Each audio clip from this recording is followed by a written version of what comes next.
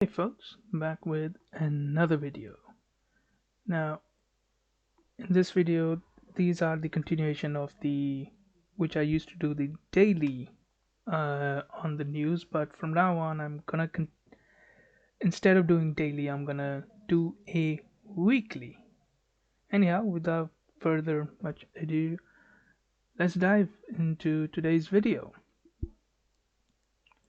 Starting with Nasiriyah, Iraq, where on the third day of protests at Habubi Square in the city, its security forces opened fire on the protesters. That resulted in a single policeman who was, quote, killed by a bullet to the head. Now, there were 13 demonstrators who were arrested. Now, in my opinion, Iraq has a long way to establishing just basic law and order. And of course, until then, they have to manage their situation, and these kinds of protests will continue as the government, in my opinion, and I think it's effectively the fact, is that the Iraqi government is weak and it is infested with corruption, let's just say to the least.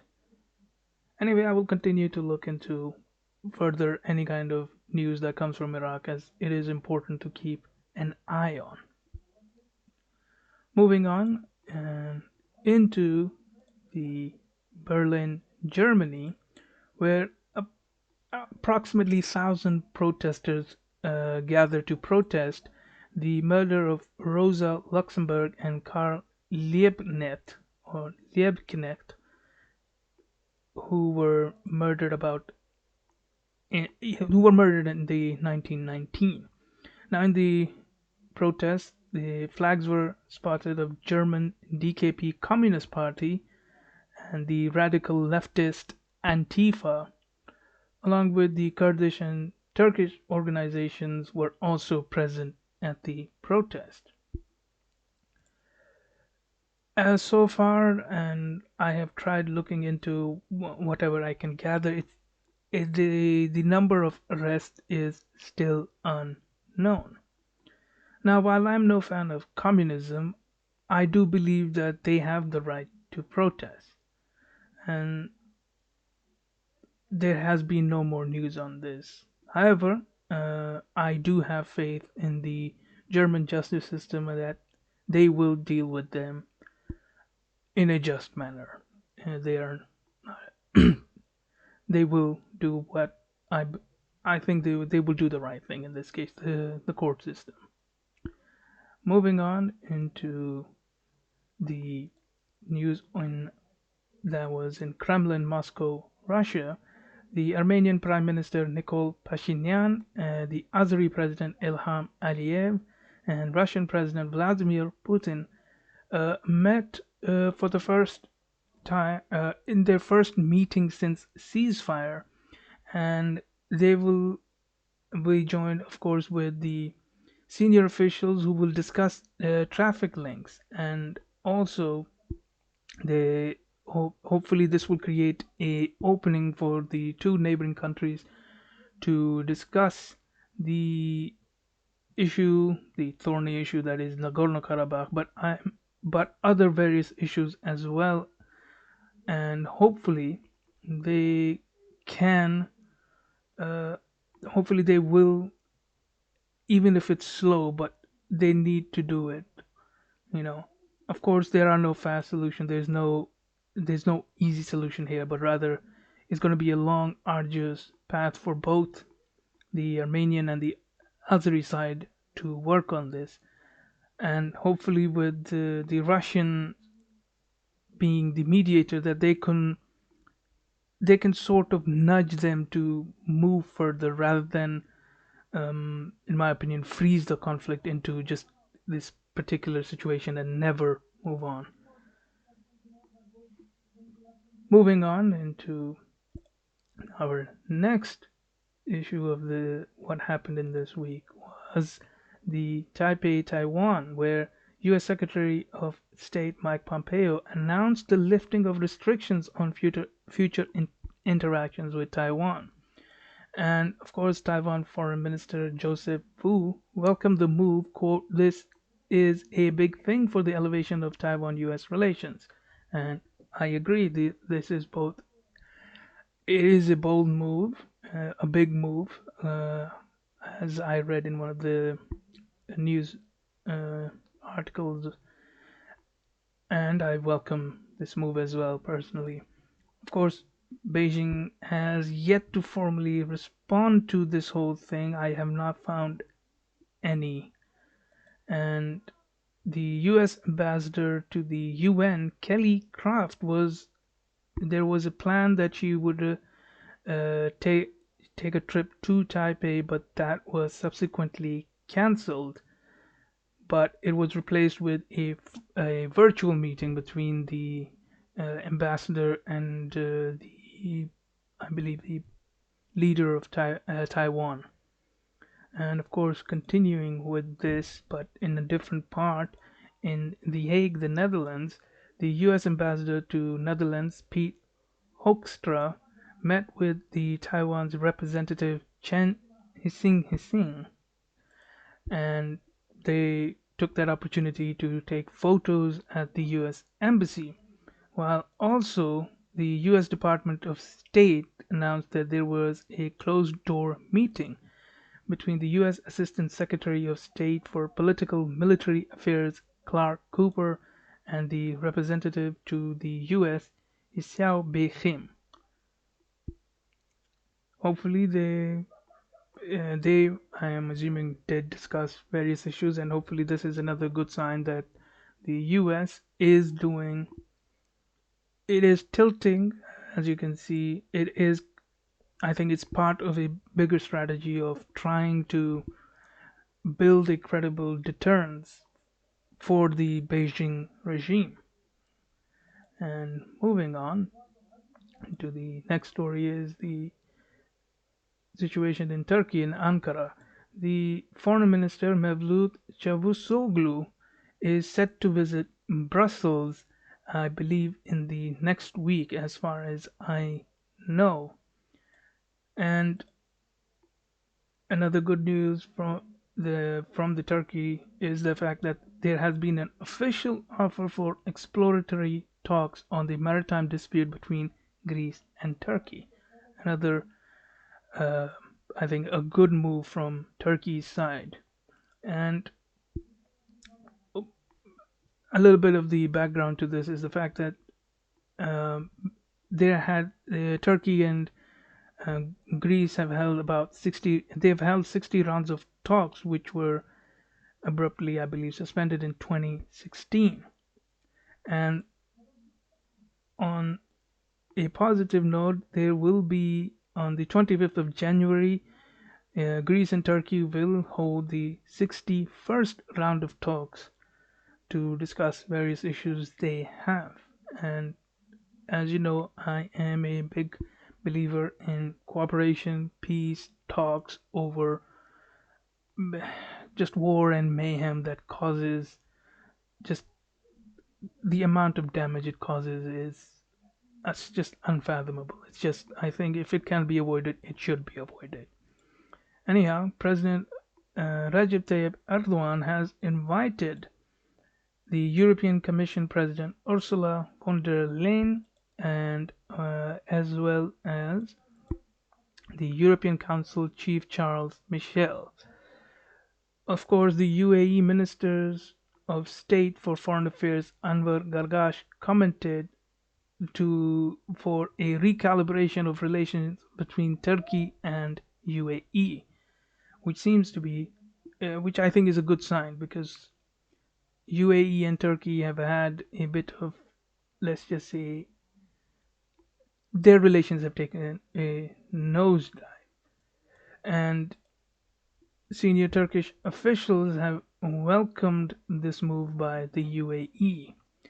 Now, officials in Ankara also said that they should be cautious of any move, but Turkish officials did acknowledge that UAE has recently made positive gestures which were not publicly disclosed. Now, hopefully, Turkey moves in the direction of peaceful negotiations. But since the president is Recep Erdogan, I would not hold my breath as far as his the way he rules is. I'm not a big fan. Now, moving on, looking into the Hong Kong versus Beijing, a sort of mini tit for tat escalation that happened there. Earlier in the week, 50 Democrats were arrested in Hong Kong, and the Beijing regime has basically started doing some of the worst things. They suspended license for the lawyer Lu Siwei, who was representing one of the 12 Hong Kong activists who were said to have escaped to Taiwan but were caught on the way. Of course, his crime was on a online comment that he made that the regime took as something that would endanger their regime and safety and security. Go figure. The the strong dragon China doesn't seem to be as strong as it claims. Of course, Lu Sui isn't the only one.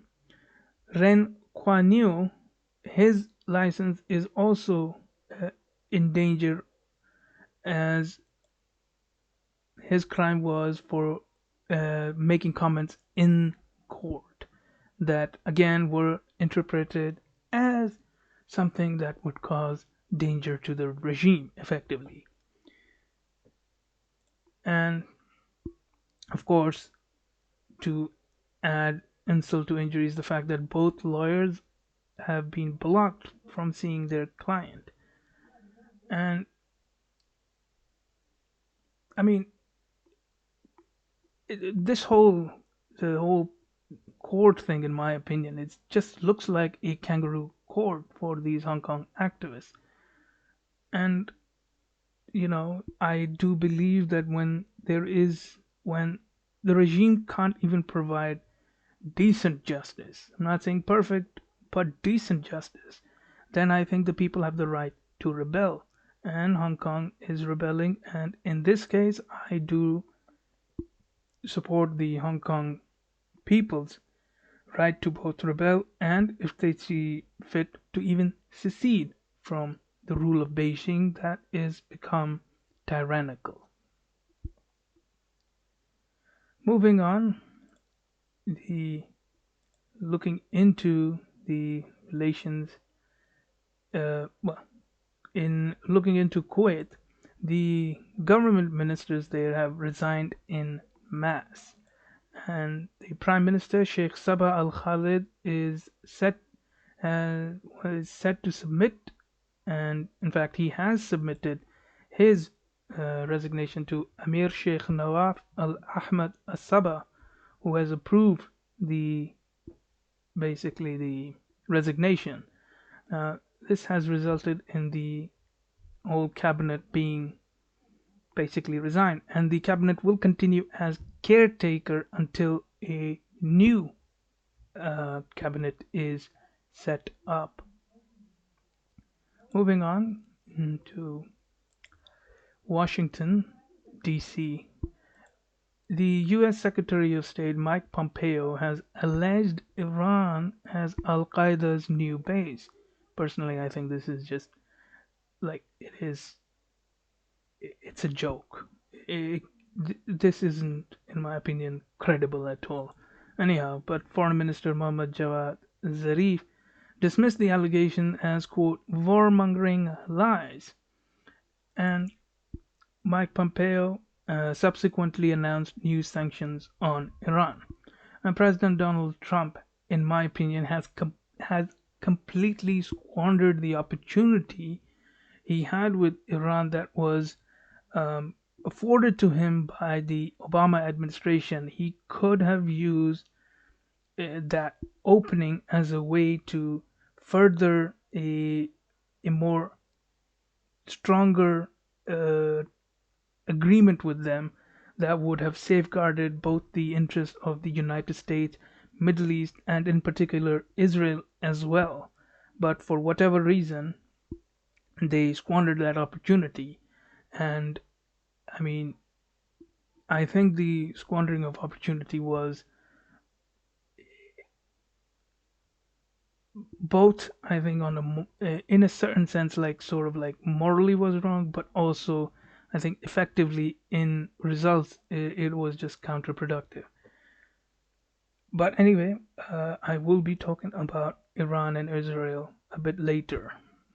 Moving on into the Ethiopia, where it has been reported that three Tigray People's Liberation Front's members were killed, including former Ethiopian Foreign Minister Seyom Mesfin, who was the foreign minister from 1991 to 2010, and five more were captured in that raid. Now, so far, the Ethiopian government has said that 15 people were killed and 8 have been captured in all.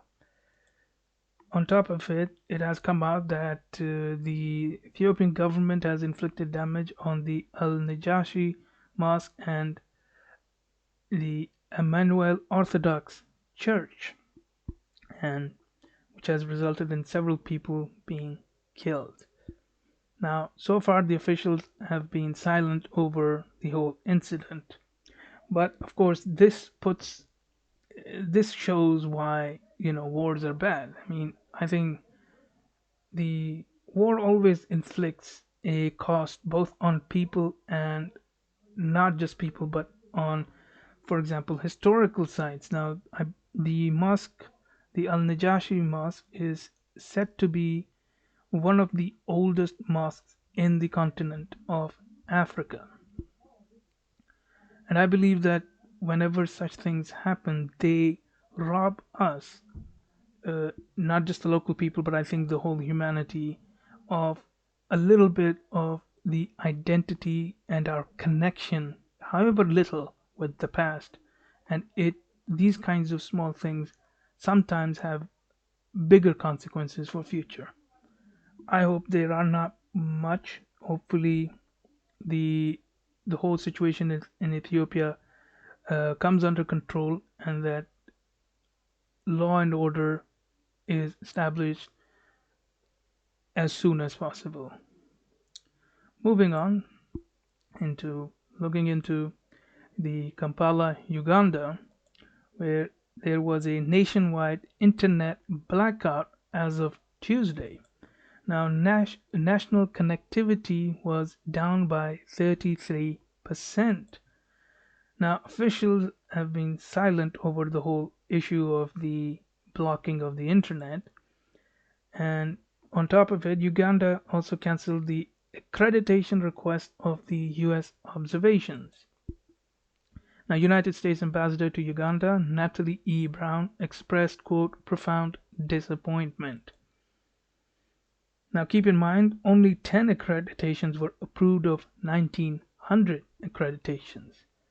Now, to me, it seems if you get 1,900 requests and of those only 10 get approved, either the remaining 1,890 requests were all absolutely just like either they were just wrong or whatever. I mean, to say that just about 1,890 requests were invalid, genuinely invalid, is a bigger pill to swallow than the simple answer being they just disapproved these requests because they wanted to do some kind of hanky panky. Moving further, looking further into this whole situation is, of course, there were protests who have been killed, along with candidates who were candidates for the president. Their staff and supporters, various staff members and supporters, were arrested.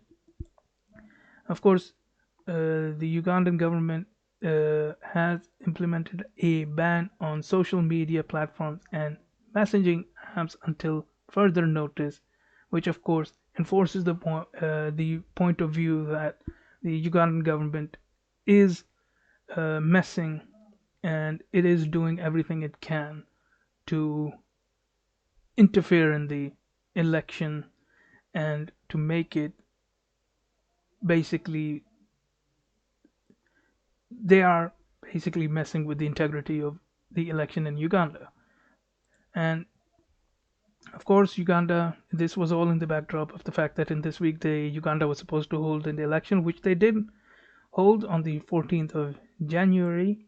And during this whole time, there was, of course, military presence in large urban cities, obviously, to um, the official reason being that they wanted to maintain law and order. But, once the military is on the streets in these kind of countries, they kind of have, let's just say, an influence on the people.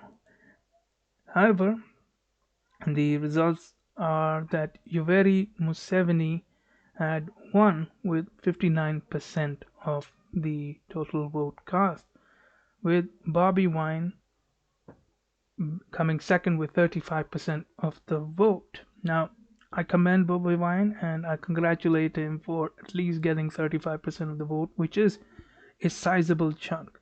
And I will commend him also for announcing that he will contest the elections but via legal means. And I believe everyone who wants to contest any elections that are held in any country to always do it through legal means in order to both protest but also to make sure that your protest causes minimum damage to the regular people.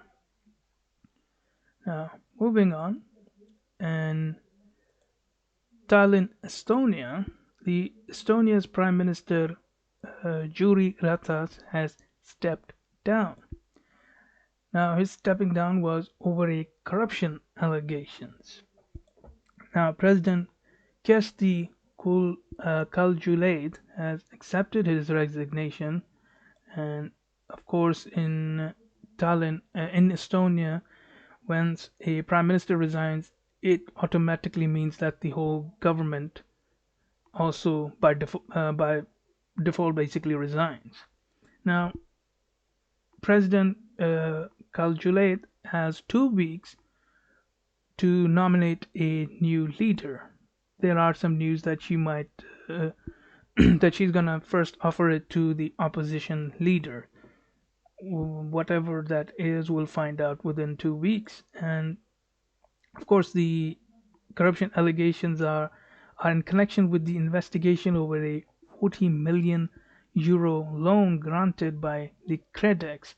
And the news was that Prime Minister Yuri Ratas, his party was in some way was involved in something.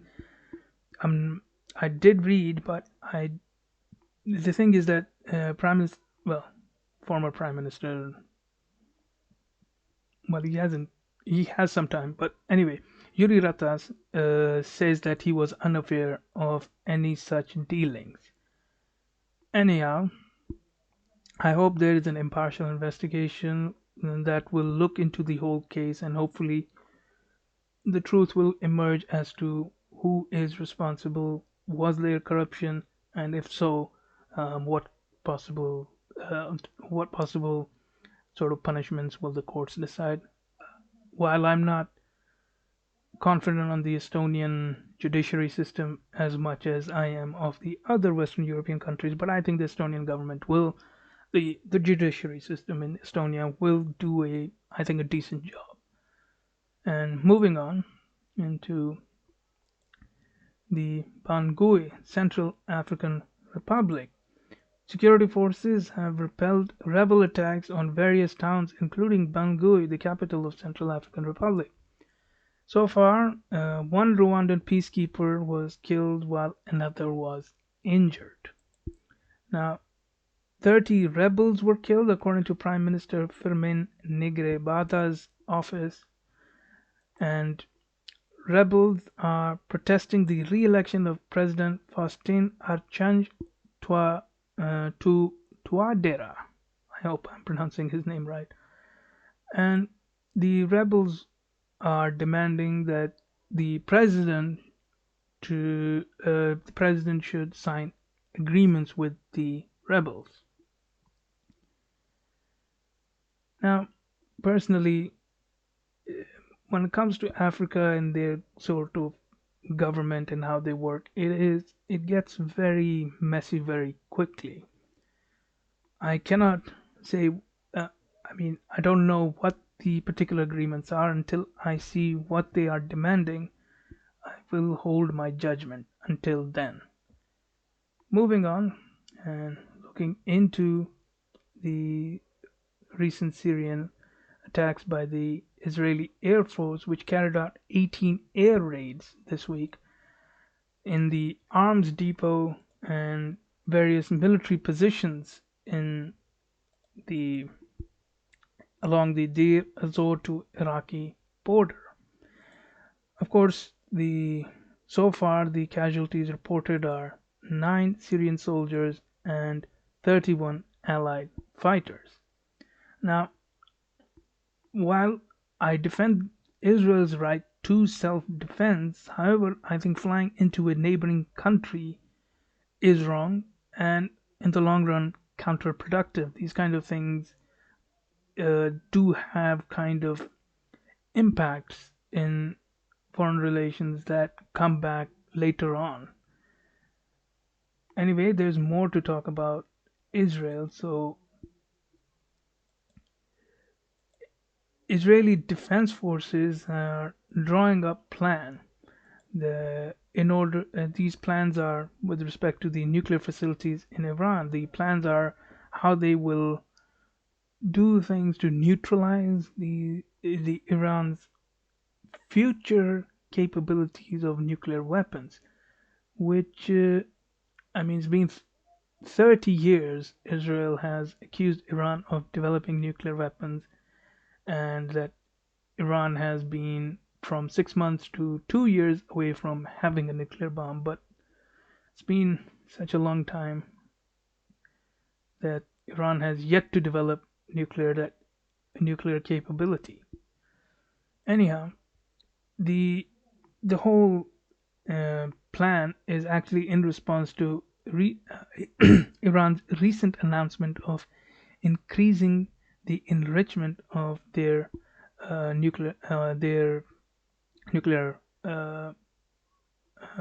stockpile to 20%, which is above the for domestic use.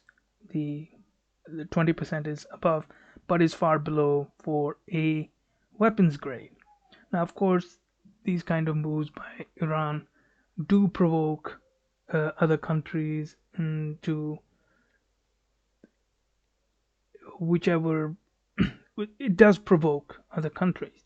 Now, of course, I will talk a little bit more about Iran in these next uh, news, which is the Iranian Revolutionary Guard has conducted drills. Now, the drills were of anti-warship ballistic missiles and whose range is reported to be 1,800 kilometers. Now, Iran gets provoked by the West a number of times, and of course, Iran uh, does actions to further provoke the West as well.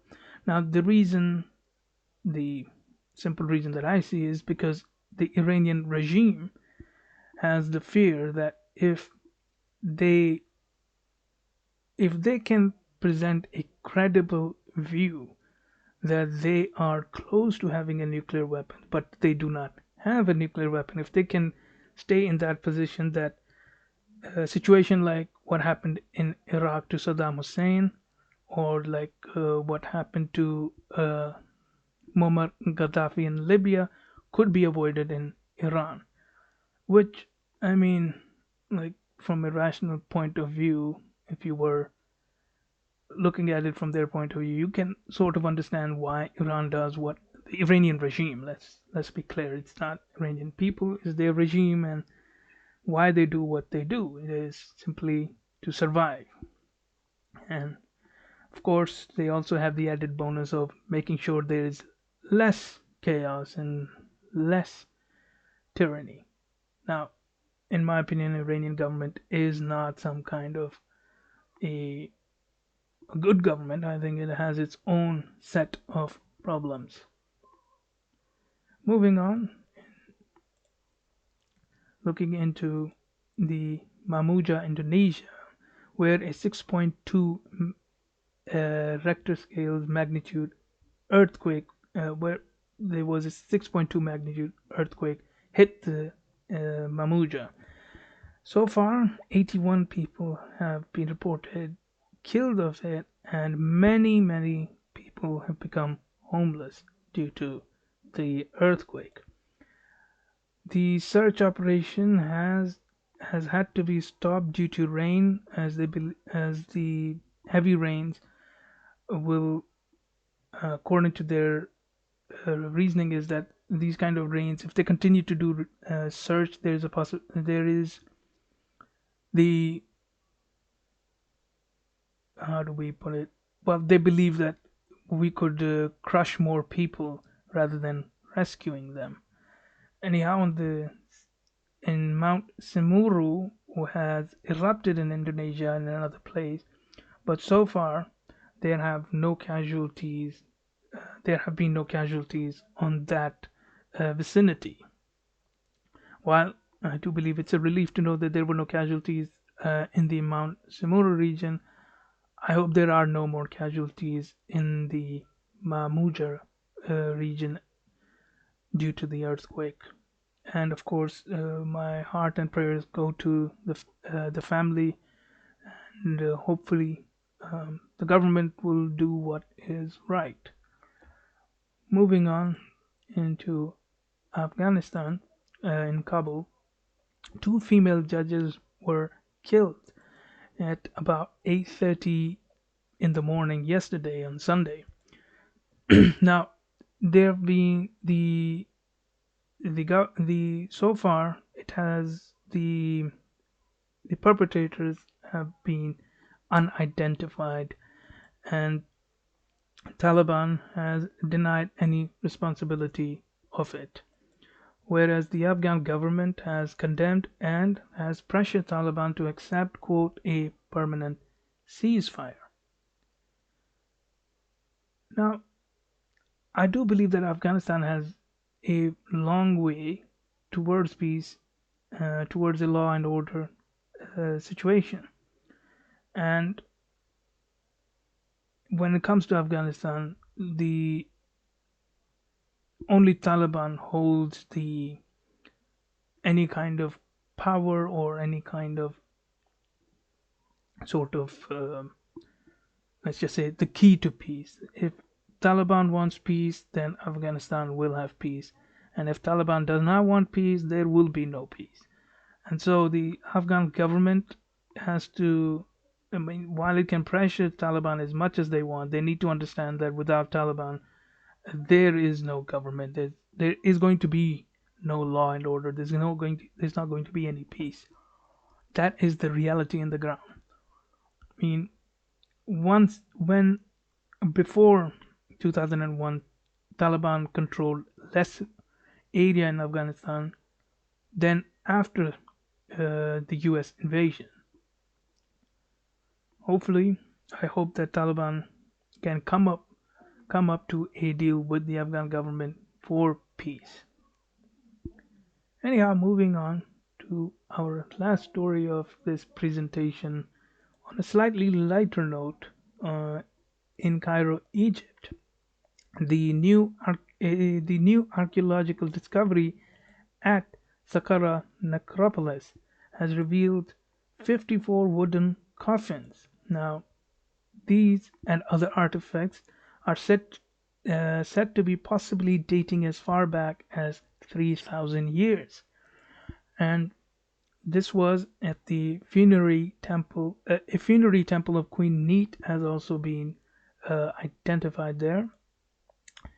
And as I said, there were other artifacts, some of which were the ancient games, statues, and masks were also found in this.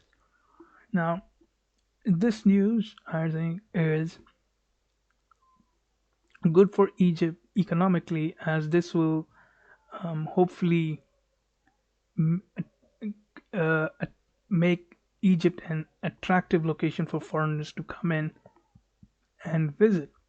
Due to the whole pandemic, they have all the countries that are tourist dependent have taken a heavy hit, and of course, they have their own impact on the country. Anyhow, uh, that's it for this video. If you liked the video, then hit that like button and hit that subscribe button for future updates. Now, write in the comment sections your thoughts, criticisms, and anything I might have missed. And of course, there are links in the description box below of all the stories and with the country's name and their links. And of course, let me know if you like this kind of presentation and any thoughts and criticisms on this video. And I will see you in the next video.